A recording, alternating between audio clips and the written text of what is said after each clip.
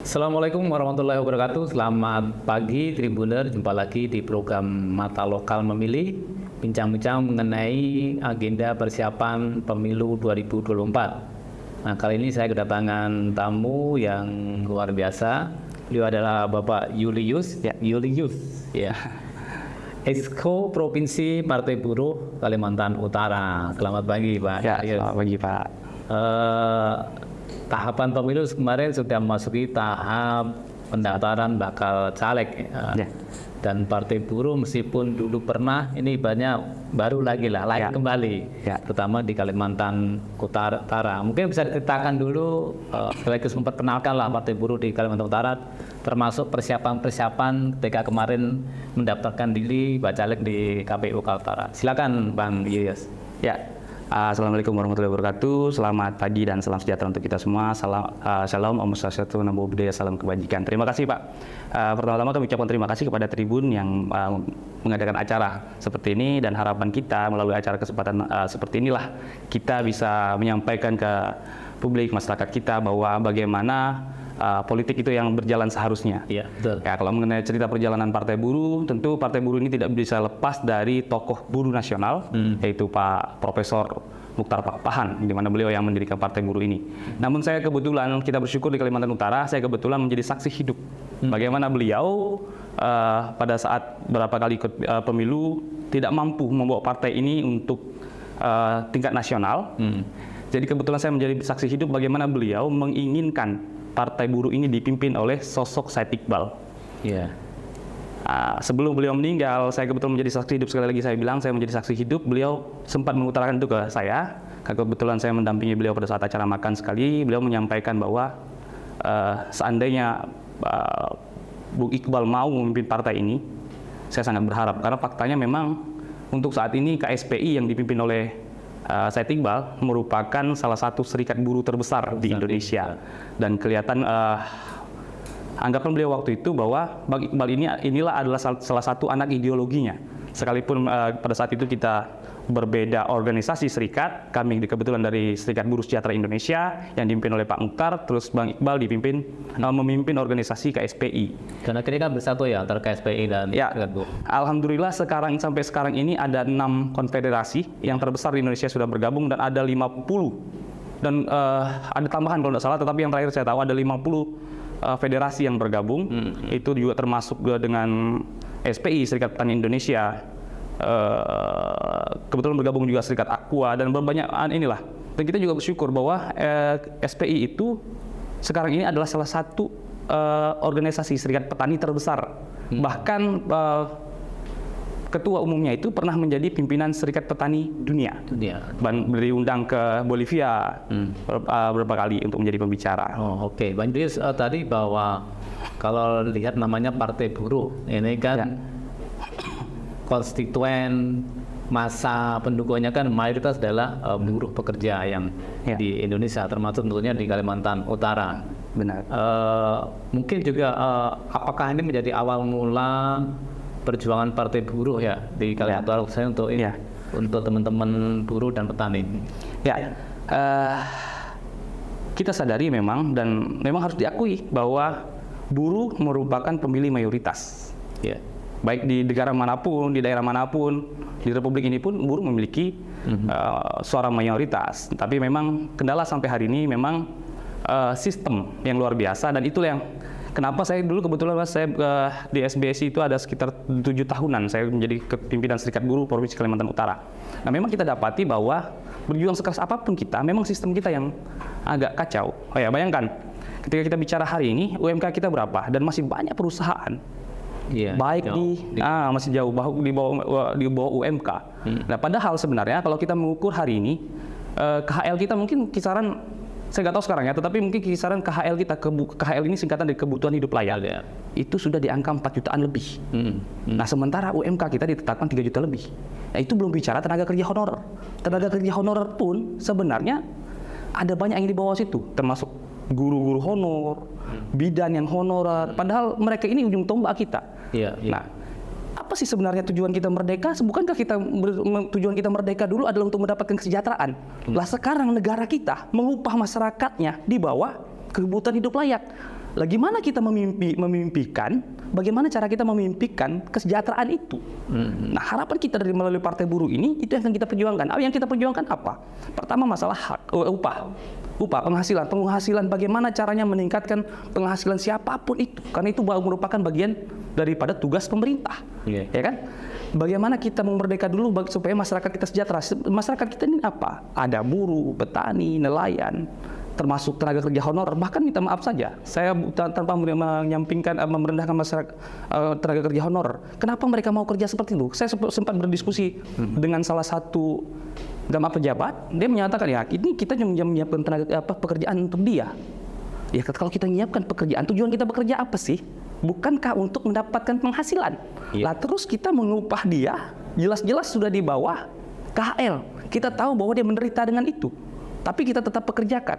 Maksud saya tidak menyalahkan pemerintah merekrut honorer, tetapi tidak akan bangkrut negara ini ketika dia meningkatkan tenaga kerja honorer. Tidak akan bangkrut perusahaan ketika dia memberikan upah sesuai dengan kebutuhan hidup layak kita. Ini juga mungkin perlu pemerintah itu menyiapkan diri ketika akan merekrut tenaga kerja, dalam hal ini adalah honorer, juga disiapkan dengan anggaran untuk menggaji mereka. Iya, benar. Gajinya berapa? Sementara kan ada namanya upah minimum provinsi, upah minimum kabupaten kota. Yang benar. Yang ini yang apakah menurut Bang Yudus memang mereka dalam hal ini pemerintah itu tidak menyiapkan untuk itu?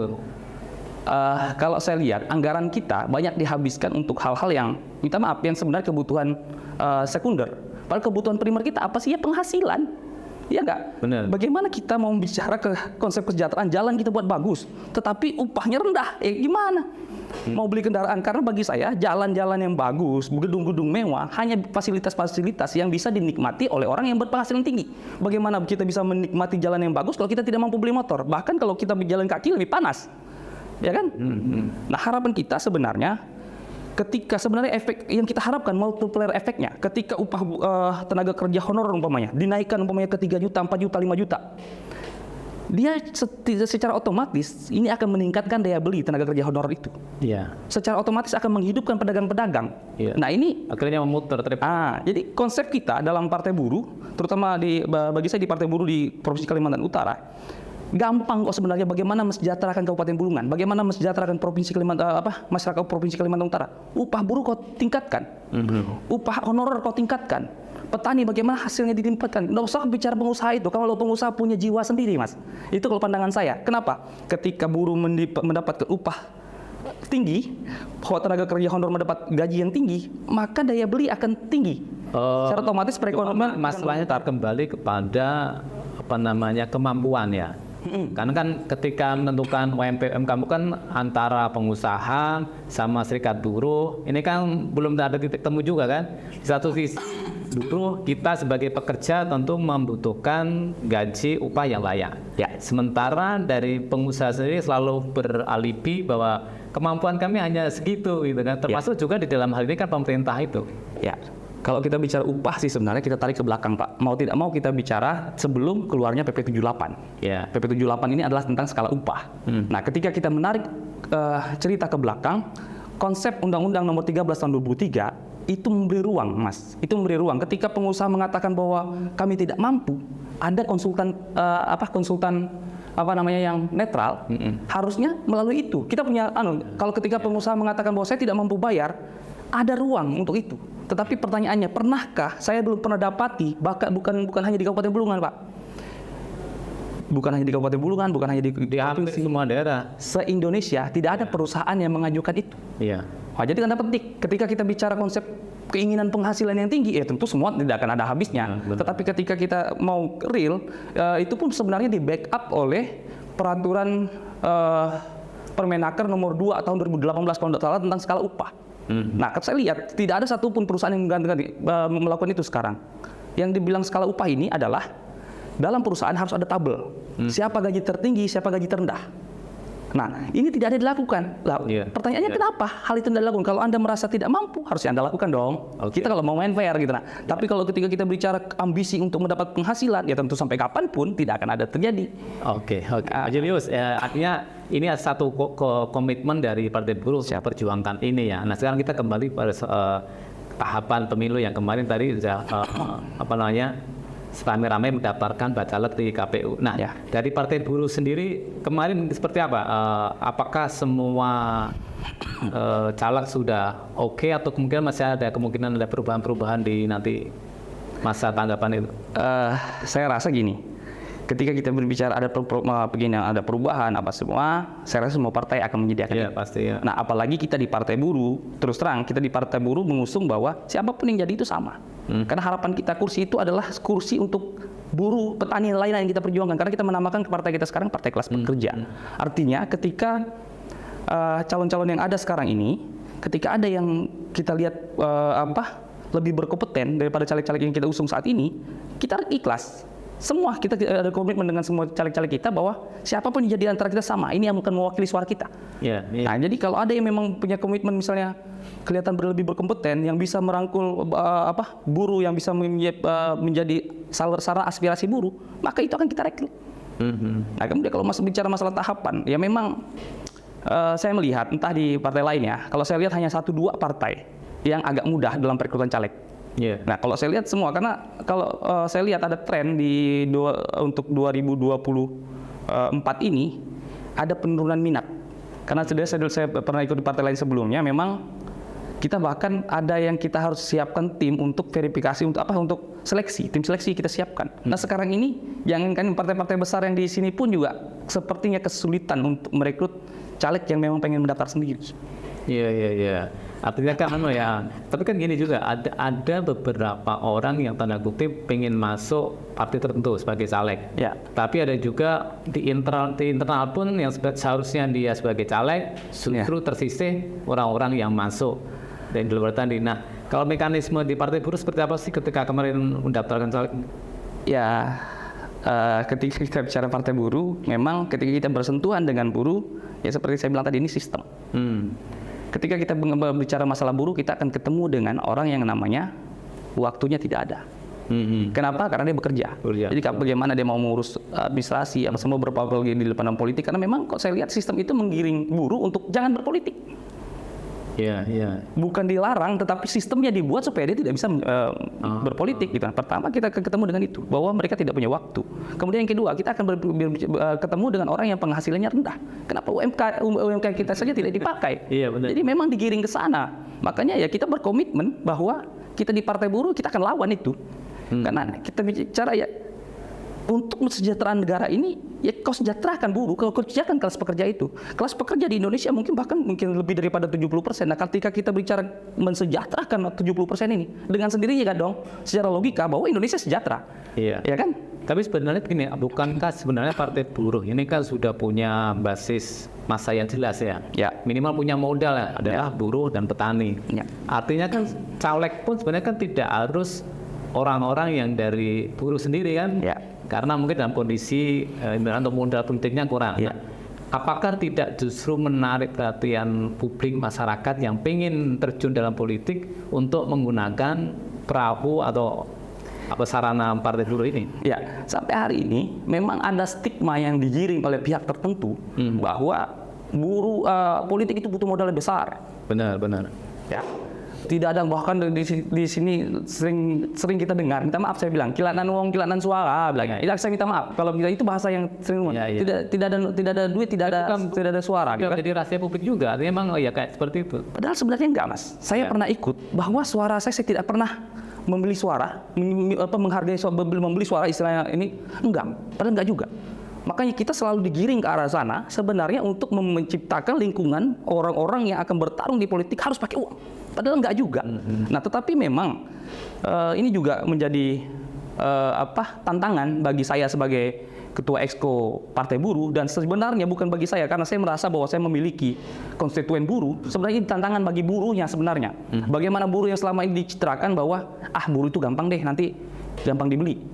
Dan itu bisa saya sampaikan bahwa terindikasi bahwa saya tanya Mas sendiri, pernah Mas sejak punya hak suara buruh itu dijadikan isu politik?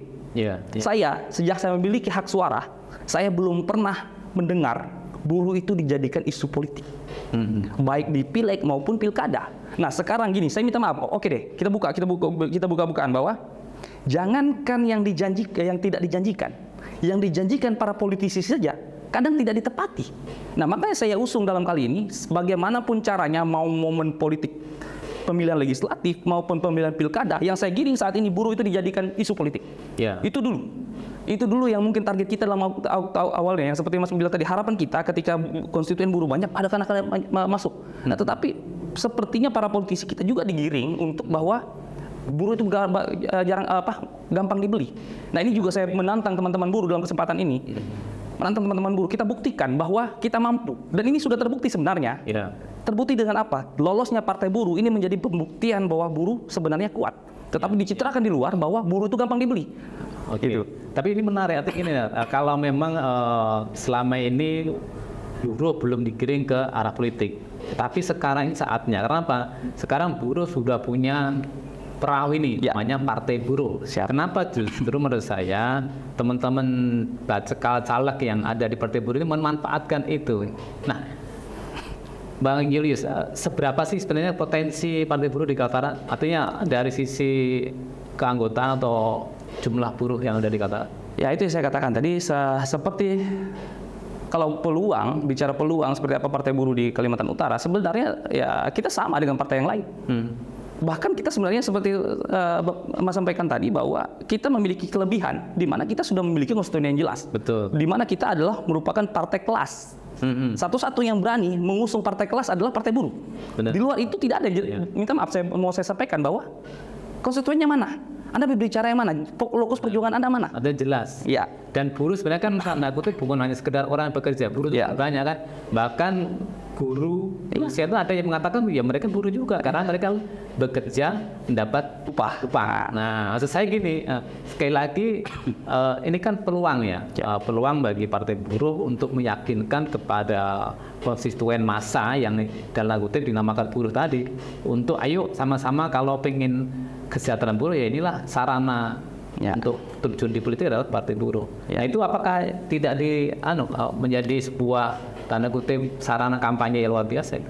Ya, sejauh ini kita punya program. Kita sudah ada beberapa kali keliling ke perusahaan-perusahaan untuk memperkenalkan Partai Buruh untuk lebih dekat, karena kita memiliki ada serikat juga yang bergabung. Kita memakai itu untuk ketemu dengan konstituen. Tapi memang yang seperti yang saya sampaikan tadi, bahwa ini sistem dibuat sebagaimana supaya buruh ini sendiri juga tidak punya waktu untuk berpolitik.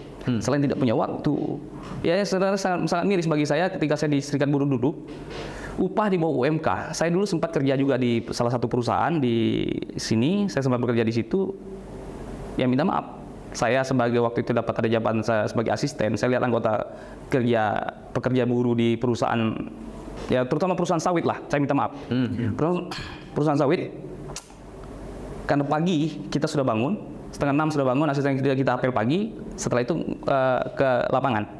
Pada saat saya ketemu ke tempat anggota saya yang bekerja di apriling saya, ya bahkan mereka makan nasi dengan garam. Itu yang membuat saya miris.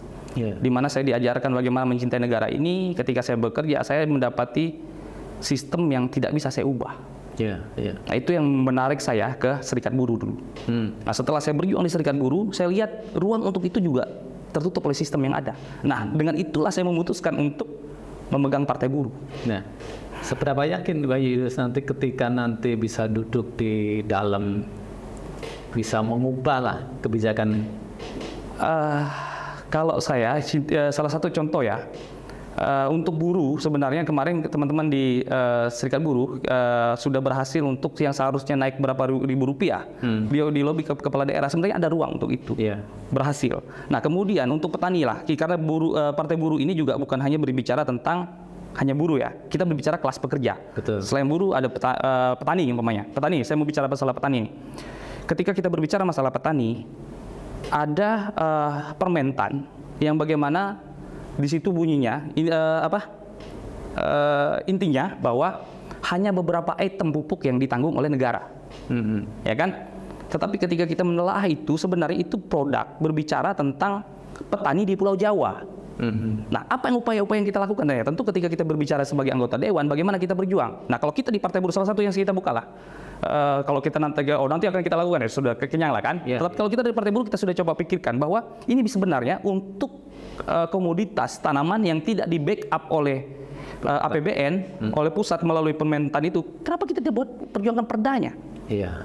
Karena kayak tebu umpamanya, ada nggak petani tebu di sini? Nggak ada. Lah kita harus kayak, tapi di sini kan lagi tren nih, sawit, kakao, merica. Nah, ini kan harus di push. Bikin aturannya. Iya. Nah, bagaimana kita merangsang petani supaya dia supaya dia tetap semangat untuk bertani kan gitu. Supaya penghasilannya meningkat. Beban pemerintah untuk meningkatkan perekonomian juga berkurang kan gitu. Oke. Nah kalau bicara tadi pemilu, berapa target Partai Buruh nih di Kaltara? Bayu kan masuk di dapil berapa? Bentar. Saya kebetulan maju di dapil provinsi, dapil 2 Bulungan KTT. Belum KTT ya? Ya. Sudah ada gambaran, hitung-hitungan, itu pemetakan lah. Kalau di sini saya rasa hanya, tapi saya rasa hampir semua deh partai tidak akan berani menargetkan 2 kursi satu dapil. Yang realistis satu dapil seluruh deh. Nah, seluruh di DPD Kaltara lah minimal. Ya, dapat berapa? harapan kita satu dapil satu kursi. Berarti satu fraksi dapat ya? Tetapi gini, saya juga harus realistis bahwa kita partai baru, tantangan kita juga memperkenalkan buruh, bagaimana buruh memiliki partai ini. Tetapi tantangan saya, setidaknya kami memiliki tanda bahwa kami pernah bertarung di 2024. Ya. Target kita itu. Iya. Tapi satu kursi lah minimal. Insya Allah.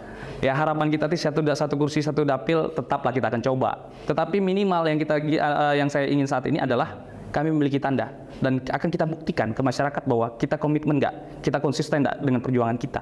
Tetapi sekali lagi, ketika kita berbicara partai buruh, saya sebagai ketua Exco juga tidak bisa berbicara apa-apa. Anggota dewan yang akan jadi pun tidak akan berbicara apa-apa terkait dengan dia mau keluar dari visi misi partai buruh, tidak akan bisa karena itu sudah pakem. Ketika saya misalnya jadi nih, buruh ada yang tidak tertangani, saya tidak bisa ngeles. Betul. Karena memang sudah jelas partai buruh, anggota dewan yang jadi pun dia tidak akan bisa ngeles lagi mengatakan, oh saya ada tugas gini, nggak ada tugas. Anda adalah bagaimana memperjuangkan nasib buruh itu sendiri. Iya benar. Iya, itu yang membedakan kita dengan partai lain sebenarnya. Sebenarnya itulah tantangan. Iya. Menariknya berpolitik kan seperti itu. Nah kembali tadi kalau kita bicara bagaimana kita kampanye, bagaimana kita menarik simpatisan masyarakat. Tadi kan kita bicara soal politik uang atau kos politik dan sebagainya lah. Tadi kan meyakini ya sebenarnya masyarakat pun sebenarnya kan tidak banyak yang tanda kutip kayak model politik dagang sapi lah. Ya. Masih ada orang yang punya pemikiran yang idealisme, realistis, yang cerdas dalam berpolitik. Ya. Nah itu kan bukannya dari Partai Buruh menjadi sebuah peluang juga itu. Ya.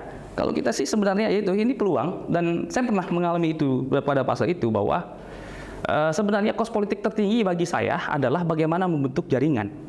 Oke. Nah, bagaimana membentuk jaringan, bagaimana jaringan ini bisa jalan. Nah, kalau kita di Partai Buruh kita ada instrumen ada instrumen serikat buruh, ada serikat petani yang tentunya kita sudah punya konstituen dan punya chemistry kita dengan mereka. Salah satu contoh ada di salah satu perusahaan yang kami datangi kemarin, ya bahkan mereka yang menyiapkan makanan. Karena ya mereka pimpinan serikat ya mereka pengen datang diskusi bagaimana tentang pendidikan serikat. Nah, kita memanfaatkan dalam arti apa, ruang yang mereka minta dengan butuh pendidikan ya kita isi. Dan memang ini saatnya buruh harus mulai melek politik. Kita sudah ada partai loh, ayo dong politik. Nah buktikan bahwa kita bisa bersatu gitu. Nah kemarin mereka bahkan ya makanan, minuman mereka yang siapkan ya. Kita cuma praktis hanya menyiapkan ongkos minyak kita ke lokasi mereka sudah kumpul gitu. Artinya lebih simpel ya kan tadi. Sebenarnya punya jaringan-jaringan yang lain di beberapa daerah gitu. Nah kalau kita lihat juga base berapa banyak perusahaan atau buruh yang ada kan kayak di Tarakan kan lumayan juga, di Nunukan juga banyak perusahaan sawit dan sebagainya. Itu kan menurut saya kan itu jadi kayak peluang untuk mendapatkan tadi ya pemilih yang besar. Ya. Untuk Tarakan dan untuk Nunukan kebetulan kemarin kita tidak sertakan karena memang agak jauh dan mungkin keterbatasan kami di Exco provinsi lah. Tetapi sampai saat ini teman-teman lagi kalau di dapil Tarakan sudah full sebenarnya. Tapi untuk kota yang mungkin agak ada masalah sedikit, tetapi ya itu tantangan. Ini lagi kita perjuangkan karena memang ada perbedaan tafsiran dari aturan yang dikeluarkan KPU. Ini lagi berproses. Kita lagi berproses di Bawaslu bagaimana penafsiran terhadap surat dari KPU itu yang masih kita diskusikan. Itu kan masih ada tahapan, nanti ada masa perbaikan dan sebagainya gitu. Oke, nanti kalau dari secara pribadi Bang Yunus ini persiapannya apa nih? Ini sudah misalkan nanti sudah pendaftaran, kemudian nanti penetapan, selanjutnya kan tentu sosialisasi dilakukan kan? Sudah mulai turun ke masyarakat atau gimana? Kalau sejauh ini sih saya masih berfokus untuk teman-teman, karena yang seperti saya katakan tadi, mau saya yang jadi atau siapapun yang jadi, itu adalah mewakili partai dalam arti untuk menjalankan aspirasi buruh. Nah, untuk saat ini saya tidak terlalu, tapi bukan hanya saya sih, teman-teman saya di yang satu dapil ini pun juga sepertinya komitmen gitu. Kami kampanye sama-sama loh. Di perusahaan di Partai Buruh ini. Iya, kami pergi ke serikat, kami sama-sama. Kalau tidak suka dengan saya, ya mungkin teman-teman. Karena sekali lagi, fokus kami adalah membantu Anda gitu. Nanti indikatornya kita lihat produk apa yang akan kita usulkan. Seperti yang saya katakan tadi, ya di petani umpamanya ini yang akan kita lakukan. Misalnya di nelayan ini akan kita lakukan. Itu sudah kita pikirkan. Tapi pada intinya yang saya mau, Mas, saya ini warga Kabupaten Bulungan. Saya ini warga Kabupaten Bulungan. Saya melihat bagaimana sistem di pemerintahan kita saat ini membuat, minta maaf, dalam proyek apapun saya lihat tidak sampai tuntas. Saya dari kecil, saya cerita sedikit, dari kecil saya pernah di kampung saya dapat bantuan vanili. Begitu dapat bantuan bibit vanili, tidak disertai dengan bimbingan bagaimana mengolah vanilinya. Tidak ada kelanjutannya. Tidak ada, harus dilakukan. Nah, akhirnya ya hancur. Setelah itu ada kakao, sama tidak diajari lagi. Nah, jadi proyek atau program-program dibuat pemerintah daerah saat ini saya lihat tidak sampai tuntas. Nah, harapan saya ketika kita membicarakan suatu program, misalnya tanam produk A, ini sudah harus dipikirkan bahwa kita harus ada PPL yang kita khususkan untuk bicara itu. Supaya apa? Dia mengerti dari penanaman bahkan sampai menghasilkan. Nah, kita punya instrumen Prusda. Prusda kita saat ini kita lihat, coba perhatikan Prusda kita tugasnya apa? Minta maaf, dia menjadi pesaing toko bangunan. Padahal harapan saya ini bisa bekerja sama dengan Prusda di luar daerah, membutuhkan apa, daerah luar butuh apa. Nah, ini yang menjadi sarana kita. Dah kan banyaklah strategi yang kita coba lakukan, tetapi ya tentu kita harus duduk dulu, gitu kan? Supaya kita menyuarakan. Tapi itu semua yang akan dilakukan oleh eksekutif. Tetapi kita peran kita dari legislatif menjadi pengawasan sejauh mana efektivitas anggaran kita berguna untuk ke rakyat itu sendiri. Artinya Partai Buruh juga sudah siap nih, entah apakah nanti pemilu terbuka tertutup sudah siap, karena kan bareng-bareng kampanyenya kan. Kalau sebenarnya kita memang mengusung, kenapa Partai Buruh salah satu yang mengusung tertutup? Ya sebenarnya agak lucu. Kenapa partai baru soal mau bicara tertutup, merekrut caleg susah gitu. Tetapi kita berkeyakinan bahwa ketika ini tertutup, siapapun yang mewakili kita sama. Artinya apa? Gitu. Iya, tugasnya adalah sebenarnya apa? Tugasnya adalah konstituenmu jelas. Konstituen buruh, petani, nelayan, tenaga kerja honor, jamu gendong, pedagang pasar, itu jelas konstituen kita. Nah, tugas Anda yaitu jangan kamu muluk-muluk bicara terkait dengan bagaimana pembangunan jalan apa sampai itu penting. Itu penting. Sekali lagi bukan saya menyampaikan itu. Tapi itu kan nanti. Tetapi tujuan utama kita adalah bagaimana meningkatkan penghasilan dulu supaya apa? Dia bisa beli kendaraan, bisa beli minyak, baru kita buat jalan yang bagus untuk dia kan gitu. Iya. Ya, sebenarnya kuncinya anjingnya adalah kesejahteraan. Apapun yang masyarakat ingin itu, yang penting saya bisa makan enak, saya bisa kemana-mana, kebutuhan tercukupi gitu. Jadi memang konsen Partai Buruh adalah bicara bagaimana peningkatan upah dan jaminan sosial. Nah, jaminan sosial ini dicetuskan juga bukan orang lain juga. Bang Mukhtar sama Bang Iqbal juga adalah salah satu yang menjadi orang-orang yang menggenjot ini. Kenapa bagaimana BPJS itu bisa keluar? Itu perjuangan Bang Iqbal dengan Bang Mukhtar. Ya itu alhamdulillah kita sudah menikmati itu sekarang. Ya, jadi gini, ketika kita bicara tentang kembali lagi untuk bicara tentang kesejahteraan untuk negara ini, bagaimana kita mungkin bicara kesejahteraan ketika upahnya rendah. Upah yang rendah akan menghasilkan anak-anak yang memiliki gizi buruk. Kenapa saya katakan demikian? Gaji umpamanya 3 juta lebih, ini sudah jelas di bawah KHL. KHL itu perlu kita ketahui, kebutuhan hidup layak itu dihitung berdasarkan kebutuhan seorang bujang. Ya, ini UMK kita ditentukan di bawah situ. Lah bagaimana sedangkan di dalam KHL itu ada hanya berapa biji telur. Anda hanya berapa kilo ikan. Nah, ini sudah tidak tercapai. Lah, bagaimana kita menghasilkan generasi kita yang cerdas ketika tidak ditopang oleh gizi yang bagus? Kalau kita bicara ini sudah berbicara tentang bagaimana persiapan kehamilan. Jangan bicara ini. Untuk makan aja belum mampu. Nah, setelah dalam masa kehamilan, bagaimana mengisi gizi si ibu? bagaimana tentang hak ibu-ibu yang lagi hamil? Ini jarang sekali dilakukan. Bahkan minta maaf, hanya 1-2 perusahaan yang melakukan hak cuti ibu hamil. Yeah. Ini orang tetap kerja. Bagaimana anaknya bisa berkembang dengan baik? Bahkan padahal anak ini adalah aset negara kita ke depan. Bagaimana kita bisa menyambut yang namanya generasi apa? Yang katakan sekarang ini generasi emas. Anak-anak yang kita hasilkan bagaimana? Ketika upahnya tidak kita penuhi.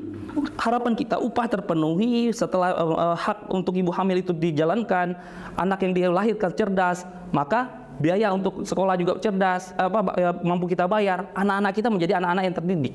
Ya, kata kuncinya Partai Buruh adalah memperjuangkan upah dan kesejahteraan masyarakat. Iya, jaminan sosial. Oke, oke Bang Julius, mungkin yang terakhir saya mungkin apa yang disampaikan ke masyarakat publik Kalimantan Utara, Partai Buruh ke depan, dan tentunya apa sih visi misi ya untuk membawa Kaltara menjadi lebih baik. Silakan.